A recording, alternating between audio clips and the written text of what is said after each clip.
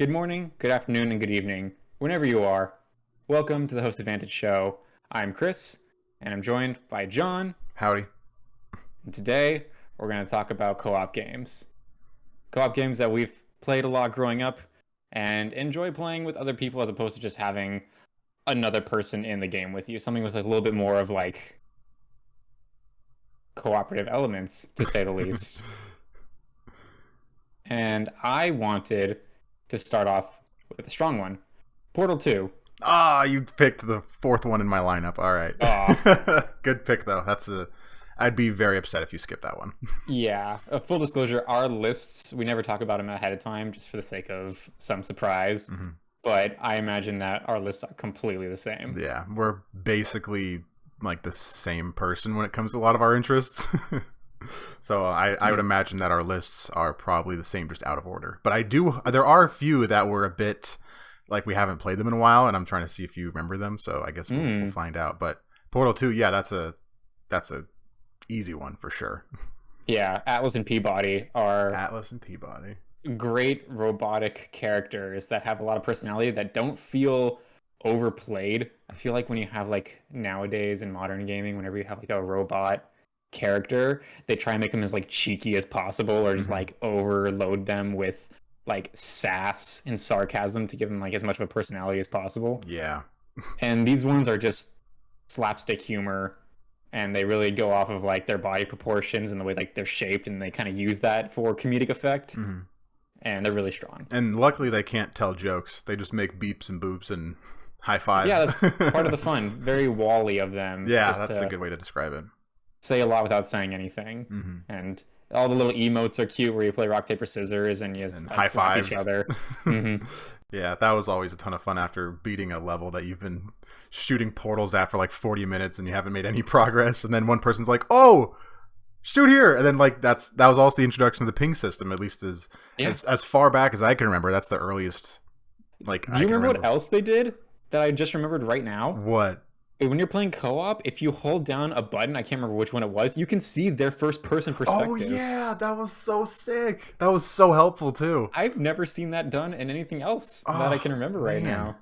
Because that's perfect. It's no, look up, up. No, to the right, right. Yeah. Okay, there you go. Shoot a portal at that wall. That was perfect. Yeah. That was a lot of fun. Oh, man. And, of course, with playing together and, going along all the test chambers with your friend, you can also be mischievous and sabotage them. So when you have one of those light bridges, it's all right, cross the bridge now. Bloop, bridge gone. It's okay because you have infinite respawns. So yeah, there's absolutely no penalties for death, which is the best idea in this. Yeah, it's a very forgiving game. It's not like when you die you lose all your progress or anything. You just start at the start of the chamber again. Mm-hmm. Yeah, I love that a lot. That was I think it was very smart for them to go the co-op route with Portal, because Portal 1 was groundbreaking. Portals, simple. Just think with portals. Now add a second person and a second set of portals. Now you have you can make the most intricate maps ever and incorporate cooperative elements into your stage design and make it that much harder and that much more challenging, and that was a lot of fun. Mm-hmm. And then they added the gels and the goops and shit. Yeah, the propulsion gel. Those were a lot of fun. I remember whenever you play Portal for the first time, you don't quite understand how it all works. You understand if I put a portal here and I'll step out, but your brain really opens up and it's oh, I understand how to think in Portal. And then adding a new set of portals to add on top of it, so you have 4 portals total, is that again almost. Mm-hmm. And so the co-op is actually pretty challenging, especially later on. Yeah, and actually use physics and shit. Yeah, and it actually paid off in the end, in the sense that it kind of contributed to the storyline, and it had its own mini story mode, not as vibrant as single player. Portal 2 single player is still one of the bests for me. Mm-hmm. And, Wheatley, but yeah, Wheatley's great, but the ending of the co-op actually made me laugh pretty hysterically when I first played it. So. I can't remember what happened at the end of I remember what happened at the end of the single player, but not the co-op. But I don't think this is spoilers. There's no spoilers. Yeah, this game is probably over a decade old now. Yeah, easily. Peabody and Atlas are helping GLaDOS to find new test subjects deep in Aperture Labs. Look at all the testers. And there was also a bit, I think, in a DLC where power is being siphoned from somewhere and you need to help out, and it turns out it was the crow that was harassing GLaDOS as a potato, and you like destroy it or something. Oh, shit. Okay. Yeah, it was pretty good. That's pretty funny. Mm-hmm. A nice callback. Yeah, absolutely. That was so long ago. That was Xbox 360 era. Yeah. Yeah. Lots of fun there. What do you got for co-op games? I put Cuphead. Deal with the Devil. It's also on my list. Fantastic. Okay, I thought that one you might have forgotten just because it's been a long time and it's not. Oh heck brought no! up I bought too a often. Cuphead shirt for you for your birthday. I haven't forgotten. Yeah, Chris and I used to live together. We were roommates a few years ago, and we played Cuphead. Cuphead just on the couch in our apartment, and it was very, very hard to play. Very challenging. Very challenging, but it was kind of nice because the skill ceiling was like pretty low. It's just you shoot, you dodge, and parry. Yeah. And jump, and like parry required like a jump it. parry. Yeah. Yeah, and like very unique game in the sense that like the art style is very just like it's its own thing. Like Cuphead is made like that is the Cuphead art style for me at least. Very, very painstaking, very tedious, drawing frame by frame. Like well done to them. Studio, what was it? MDR, MHC, something like that. It's three initials, but I don't know what they are, unfortunately. But yeah, they we'll get our analyst, our researcher on it. Cursor, what can you tell us? Studio MDHR. MDHR. Okay, so we got most of the letters. But yeah, the co-op was a lot of fun with Cuphead and Mugman. Yeah, and it also helped that it actually had like a unique co-op companion character as opposed to just being Cuphead again, but like a different color, like a la like Mario and Luigi before Luigi was like a real character. Like Cuphead and Mugman, very specifically those two. Don't deal with the devil. And on top of that, the show is great. I don't know if you ever watched any of the episodes on Netflix, but slapstick humor. It's perfect. Very much kind of a Looney Tunes-esque in kind of its like mean-spiritedness, but like it's entertaining. I like the voice acting for both of the characters too. For the first time hearing their voices in a TV show, not even in the video game, I think they nailed it. Yeah. But yeah, a lot of fun, very challenging. We died a lot. Oh yeah, that's the point of the game, I think, is to just constantly die. Because like, oh man, when you die, I remember. Of course, your controller vibrates hella, and then it goes like there's like boom, and then and it shows the progress on the bar. You also became a ghost, and your co-op partner could save you, but with the bullet dodging, the bullet hell aspect of it, it's hard to get to sometimes. So you need to. I think it was like you had to like build up a meter to like bring you back. Something so you had to like survive that. Yeah. X amount of time. It's been a while since we played. It's been a while, but it was definitely like a core memory being made. Oh yeah. That was a lot of fun. And I think a lot of the fun is in the challenge because it's so much harder to beat that level when the boss is being a fucking bitch to you. And so when you finally beat it, it's that much more rewarding. And bosses have phases. It's like, all right, we beat the first phase. Now the dragon turned into like this big house, or no, the bird, that was the house. And the birdhouse, yeah. Yeah, that was difficult. But a lot of fun nonetheless. I love a good challenge. I know you do too with what's that name? Hollow Knight. I almost said Shovel Knight. They're kind of the same. Both good games. Yeah. But yeah, Hollow Knight. Games, yeah. So what's your next one? Let me... I'm going to go... Let's see. Let's go down my list. Since we're talking about games that we thought we might not remember. Battle Block Theater. Oh, no. You got one I forgot. Yeah. No. I'm glad you didn't get this one. Damn it, Battle Block. That was such a good one, too. I almost did Castle Crashers. I was going to say, like, that's in the same realm as Castle Crashers. I love Castle Crashers. Behemoth. Yeah, Behemoth. They know how to make a good co-op game. Yeah, I didn't do Castle Crashers, even though I spent a lot more time on Castle Crashers as an arcade game, because it's just having another person in your game. There is no, like, element of, like, cooperativeness. Like, in Battle Block... They're just kind of helping, yeah. Yeah, they're just helping, which is fun. Everything's more fun with people. This goes without saying. But with Battle Block Theater, there was the assisting element to get you through the stage. Need like help. I get into a position and you run towards me and I fling you to the next platform, and then you need to like reach down and extend your hand, and I jump and you pick me up. Like there is a hand helping hand element. Except I pushed you in the water and you drowned. And that's also the Portal 2 funness of it, where it's just like push. That's all it is. It is a button dedicated to messing with your co-op buddy. Yep. But it was forgiving because you just go to the, like, if you hit a checkpoint, you're like, all right, I'm going to kill you now. I'm going to throw a grenade at you. Yes. Or just make you do your seizure thing and blow up that way.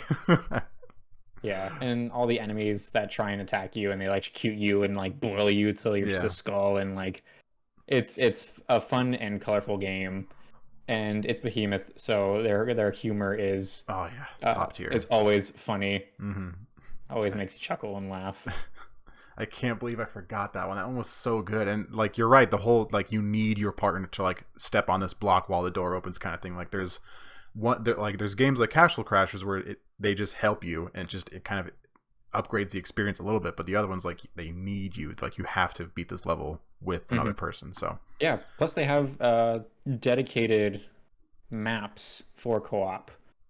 Because obviously you can play the game in single player, right? But the maps are different. They're laid out in a way like, oh, there's a boat here for single player, or in co-op there's no boat, and that's when you use your buddy to help. Right.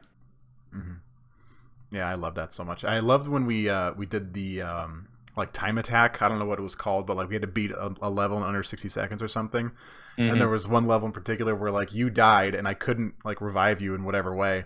And you had to like get through this labyrinth of like spike balls and flamethrowers and shit, and I like just got it with like half a second to spare. Nice. And it was a ton of fun, that game. Yeah, there were also abilities in that game where you can like create a bubble and like you can bounce off the bubble, and obviously like the customization options with changing your head and like was very cute and fun. Very Behemoth-esque, and it was very well done. One that I would love to add to this list is, and this kind of goes against what we were just saying earlier about having another player just kind of enhances the experience and they're not really needed. Gears of War. Oh, interesting. I chose like no AAA games except for Portal and like one or two more. Right. Yeah, the Gears of War, while it's not inherently a co-op game, it certainly it is enhanced having another person with you, and it does kind of emphasize the brothership, friendship there is between Marcus and Dominic. And I'll give you that one. Yeah. And it was just something about a challenging campaign.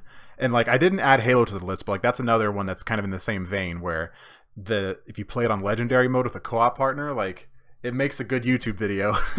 And so there's all these death compilations I have on the other channel. Shout out Jadon. One every episode. Yeah, of course, can't miss it. But yeah, Gears was just a super fun game to play cooperatively. Gears 5 was a fucking pain in the ass because that was just the hardest legendary thing of all time, and it was just at that point it was just kind of frustrating because we played a certain checkpoint at least 100 times, literally 100 times, and like the loading screens were like about a minute. So those were the worst. That's about an hour and a half alone of loading screens. So it was awful.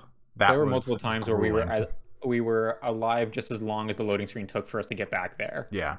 So we spent more time, I felt like, on loading screens. Yeah. And like, but yeah.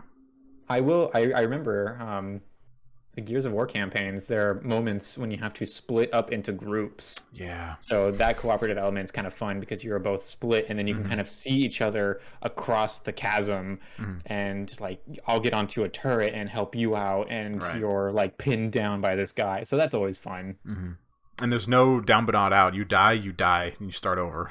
Like, that shit was very punishing. I'm sure you remember it's emphasized in the video, but there was a part where we were stuck on it for 100 times or whatever, and like the muscle memory behind like you start it, okay, go over here, pick up the grenades, plant them here, plant another one here, get in position, get an active reload, now wait for this guy to push Chris and then kill him, and then okay, the Brumok shows up. I'm like, holy shit, okay, we're halfway there. Like doing that hundreds of times, like I can I can like draw the map from memory from that single stage of waiting for someone was like the truck died or something. He was trying to start it up, and we were just defending him from fucking everything and the hardest forces the Locust could throw at us. Yeah, I felt like it for sure. Yeah. Was that the mission where we beat it when you threw grenades and just Hail Married it? Yeah. Oh yeah, I remember that. Yeah, that was insanely difficult for us. Yeah. But I mean, nonetheless, it was a fun campaign. Like that part was just like there were certain parts that were very grindy, but it was still overall a lot of fun because like we like accomplished a challenge and we beat something together, and it was not easy, and it was very rewarding in the end. Yeah, and I liked the element of having Jack and being able to give us like shields, shock traps. The guy those saved. If we didn't have those, again, like you spawn shock trap there, cloak when the bromide. Like there was so much to it, and it was there was a lot of preparation. Yeah, when you live, die, and repeat. Yeah, you learn a lot. You're like, all right, what if we both hang out on the left side, or like, oh, what if we split up? Like, it's better if we split up because then we get people to split up and boom shots and shit. Yeah, that was rough, but like overall, fun experience. As much shit as we talk about it. I really wish there was a death tally for us. Oh, me too. just to know, just out of sheer curiosity. With the amount of time we spent in that campaign, I probably could have learned another language. I think about that pretty often when I play like Overwatch or Battlefield. It's like, oh, you have 400 hours logged. I'm like, huh, I could have been fluent in Japanese in that time. Yeah. Well, if you make learning a language as fun as playing a game, then we're right there. We'll be waiting at midnight for that new language to release.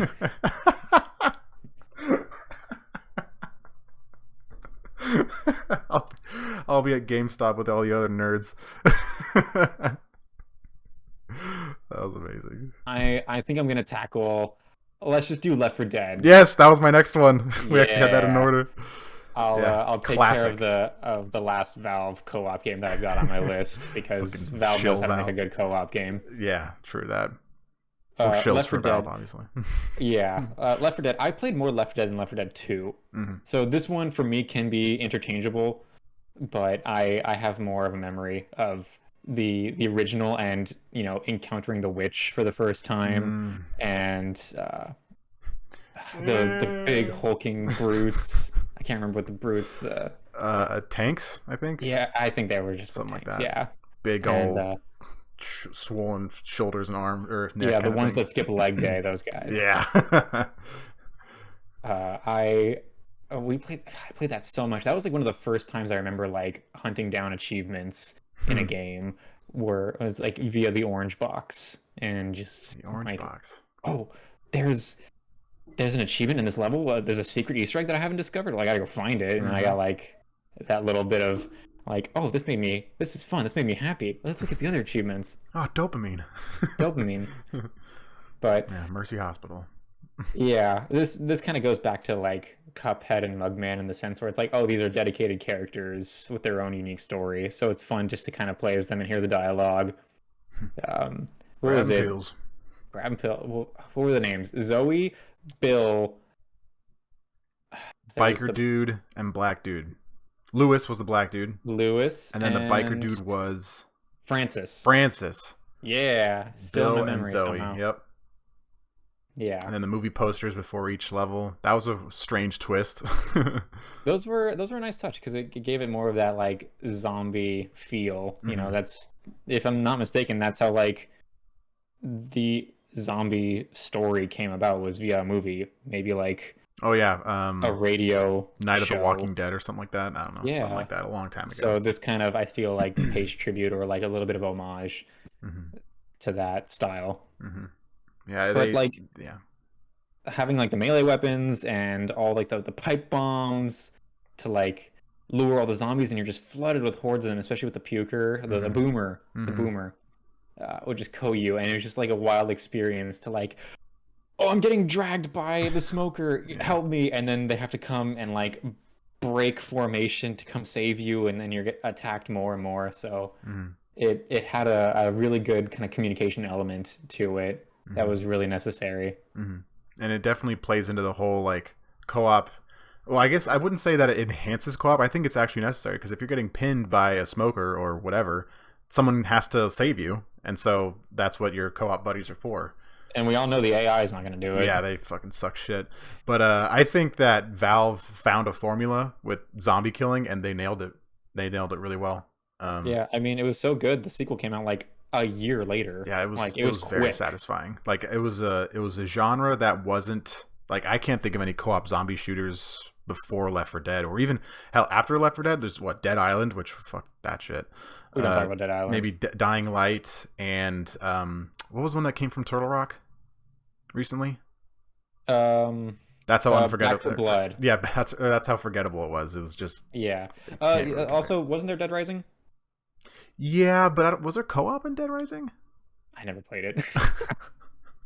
It was like, it's a zombie game. It was like one of the I think it was one of the first 360 games, because it was. I remember it being specifically advertised for the 360. I was like, oh my god, look at all the zombies! All the graphics are so good.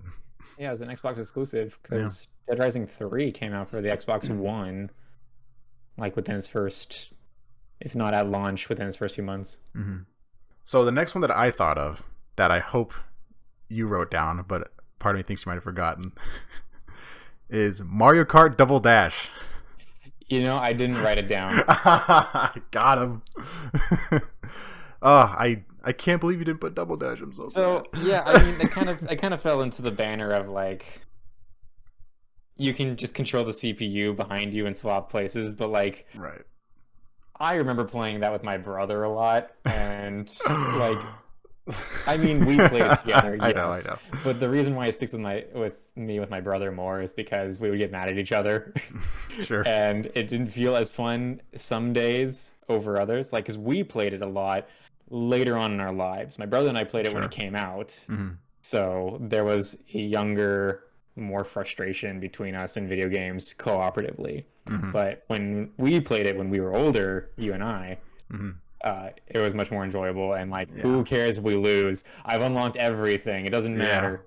Yeah, I was going through my old phone the other day, and I saw this picture of us hugging arms in front of a TV that just says we beat the hardest difficulty on campaign together, and it was just a very fond moment. And of course it would be in the list of co-op games, because it was just, I love you, man. Yeah, love you, buddy.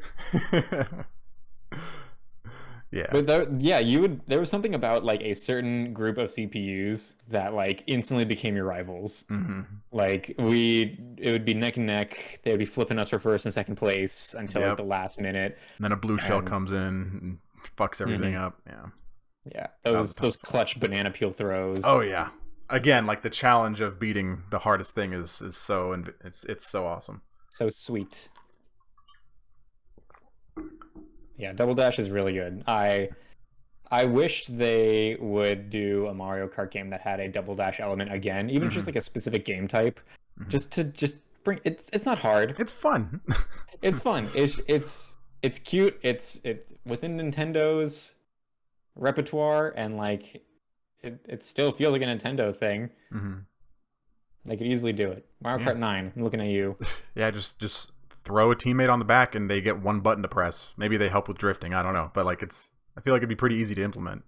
Yeah, they can definitely make it expand upon it too. Like you said, I think, does your co-op companion have to help you with drifting? I know that they can punch left and right, and I know that fucked us up sometimes, because you were like about to drift, and I just scooted you over one, and you're like, no, I had it like the projection like perfect. Now we're off Rainbow Road and hitting the apex, man. Yeah, got to make sure you got those golden sparks before you get the boost.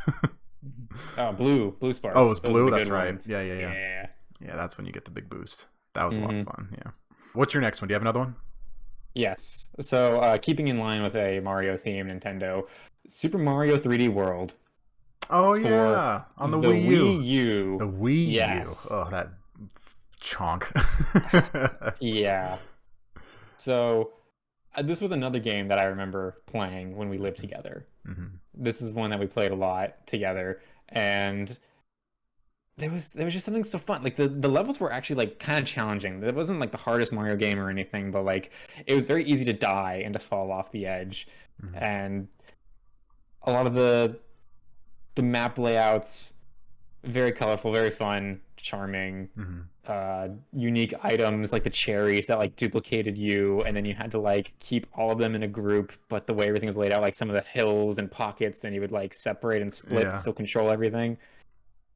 It's arguably, well, it's like probably my top 3 favorite Mario games. Okay. Like not including like Mario Party or Mario Kart.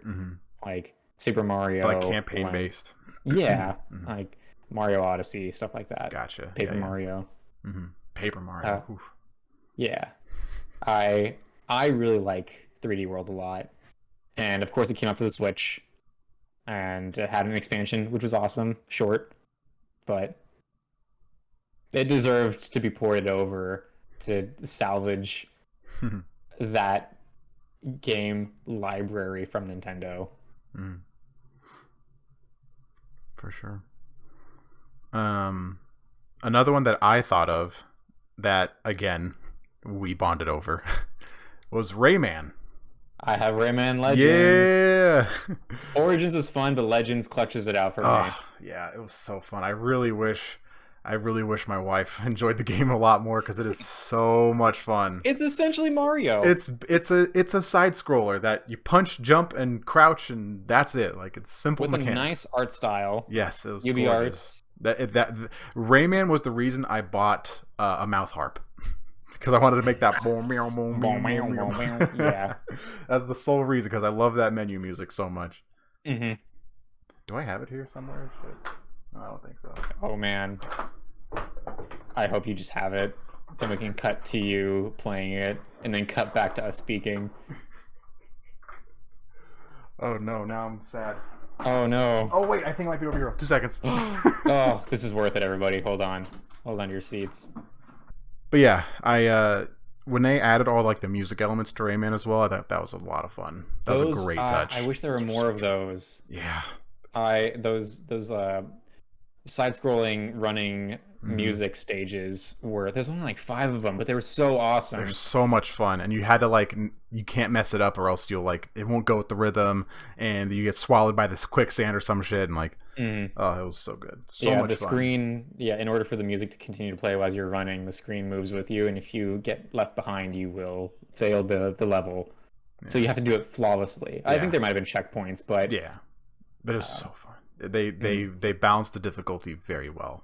At least for us, it was to the level where we could enjoy it, had a great experience. But someone who doesn't play video games, it might be harder for them. But oh, so much fun though. Yeah, Rayman Legends is awesome. Definitely needs to come back, I feel. Definitely goated out of their minds. And much like racing games too, it's always fun when you do multiplayer to see other people's ghosts as you're running through the course, so you kind of know how quickly they went through it, and you can see the route that they took, and you're just like, oh my god, they're amazing, and you adapt those tactics as well and those routes. So that's awesome. Yeah. What's your next one? So for my last one, I would argue best for last, most recent Stellar Co-op game. It Takes Two. I knew you'd write that one down. It's so good. I know we never beat it, but man, when we were playing it, I had so much fun because all the wacky and zany elements to it, and all the little mini multiplayer games that you find littered out through the world. Oh, let's just play darts for no reason. Oh, this one we just need to mash tug of war for no reason. Yeah, we're fixing our marriage, but let's arm wrestle really quick. Yeah. The whole vibe of the game being these two little clay and wooden dolls, and just kind of experiencing this very normal world, but when you're in this doll figure, this vacuum is a huge monster. It's fun, and you can see all the elements of a house in the stage, and the tree with all the ants and the squirrels, and you would just play a game of Street Fighter on top of the plane as one of us is piloting and the other one is fighting. It's fun. It's so goofy. It was crazy, yeah. And all the unique elements, they just kept throwing at you. I have a hammer and you have nails. And Perfect. yeah, and I need to nail this platform to keep it in place and needed to hammer it, and it's every map, every terrain or region, whatever you want to call it, has its own unique element of like time travel or like manipulation. And then this one's like Diablo. It's a top-down sorcery game where I have ice and you have fire. Like it's so varied and it's so rich that it's even experienced veteran or new to gaming, you can find a lot of enjoyment from it. Absolutely. Yeah, I didn't add that one to my list just because I wasn't a fan of the story. Like That's fair. The guy's like, hey, you gotta work on your relationship. Like, I fucking hate that guy so much. The Book of Love. The Book of Love.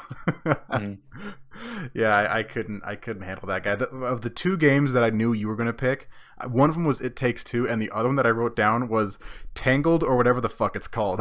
The one with the string. Was it Unravel? Unravel. Yeah. I forgot the name of it. I just put Tangled because it sounded right. I have Yarny somewhere in my house. I knew because I know of that figure in your house. It's always Yeah, the second one added a cooperative element that I never played. The first one was single player. Gotcha. But yeah, Unravel. So I guess Tangled 2. Yes. Pretty much. Even more unwoven. It's just a ball of yarn now. But yeah. It Takes Two is if you have a partner and you want to play something with them, I feel like that's the game. That's like the go-to for me when it comes to co-op.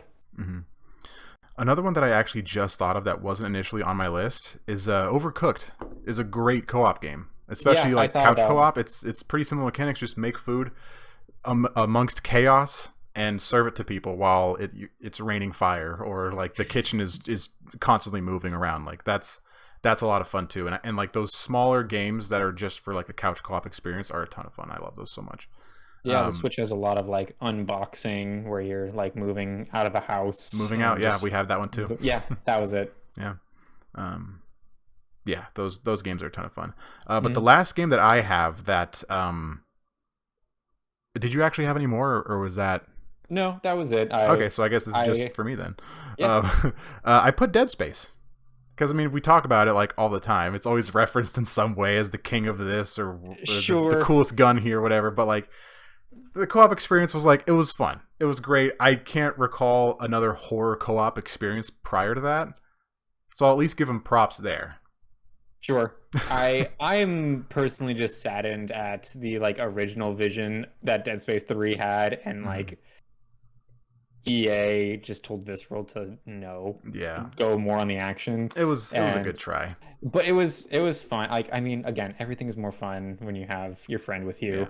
It makes good content. It makes good content, and it was always kind of funny how they tried to like insert Carter into the cutscenes. Because you can play the game without him, and the cutscenes are the same, but then all of a sudden, I just fell down a snowy mountain. It's like it's like in post, they just added a dude to just tumble across the screen. Or like the awkward dialogue. It's like one of the NPCs is like, I can't do this anymore. This is crazy. Then we leave you behind. Snowball. She's like, fuck this. Like, yeah. Then we leave you behind. But I'm a fan of co-op games when you play with your friend. I'm a fan of like when things happen to one half. So in Dead Space 3, I'll give it the visions. Yeah, Isaac's stuck in his head, battling his inner demons, whatever you want to call it, all the necromorphs in there, and Carter is defending him in the real world. Yeah, so that was fun.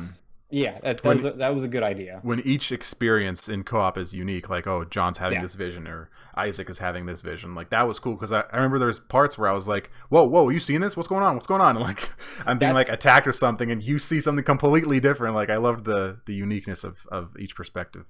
Visceral wanted to really lean into that, but EA kind of pumped the brakes on it because they wanted like cutscenes to play out differently for each person because there's no split screen element in this one. Right. So what I was seeing normally is a cutscene that we're both seeing at the same time, but they wanted to like have the psychological element where Isaac saw something different, and then you would talk amongst each other to be like, "Wait, what happened? This didn't happen. No, this is what happened with me."